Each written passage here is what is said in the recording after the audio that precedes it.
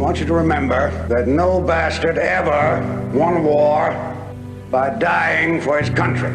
He won it by making the other poor dumb bastard die for his country. All this stuff you've heard about America not wanting to fight, wanting to stay out of the war, is a lot of horse dung.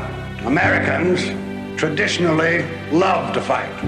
All real Americans love the sting of battle. When you were kids, you all admired the champion marble shooter, the fastest runner, big league ball players, the toughest boxer. Americans love a winner and will not tolerate a loser. Americans play to win all the time. I wouldn't give a hoot in hell for a man who lost and laughed. That's why Americans have never lost and will never lose a war, because the very thought of losing is hateful to Americans. Now, an army is a team. It lives, eats, sleeps, fights as a team. This individuality stuff is a bunch of crap.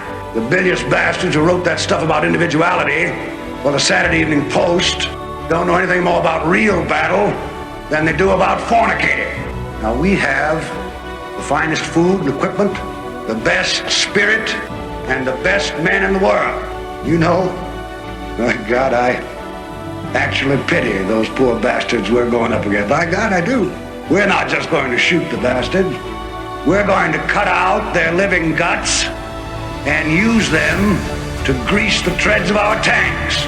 We're going to murder those lousy Hun bastards by the bushel. Now, some of you boys, I know, are wondering whether or not you'll chicken out under fire. Don't worry about it. I can assure you that you will all do your duty. The Nazis are the enemy. Wade into them. Spill their blood. Shoot them in the belly.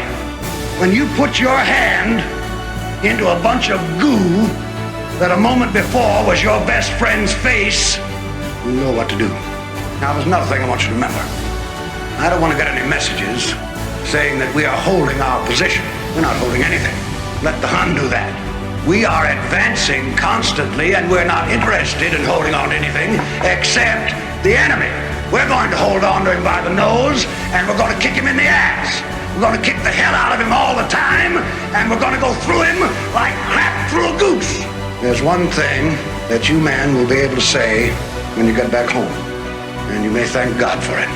30 years from now, when you're sitting around your fireside with your grandson on your knee, and he asks you, what did you do in the Great World War II?